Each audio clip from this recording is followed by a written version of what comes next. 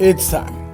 After 1 year of use, hundreds of meals, and the torture tests that only an inexperienced cast iron family could possibly concoct, I give you my review of the Jim Beam cast iron gift set. When these skillets came in, I was so horrified at the color and texture. I tried to cook an egg in them and realized immediately that this was not going to work. I typed up a very strongly worded email and an even more strongly worded Amazon review, but then something miraculous happened. I thought to myself, maybe it's not the skillets. Bound and determined to get my money's worth, I began experimenting with these bad boys. I seasoned them, cooked in them, and then left them sitting in a sink of water. I let them rust up and I scrubbed them down with some seal wool and salt and re-seasoned them. I dropped them, I stored them on top of one another. Each time, these resilient little skillets held their own. A year later, and I've been transformed into an avid cast iron enthusiast. We have everything from lodges to Griswolds, and have started a social media page strictly about cast iron. And still,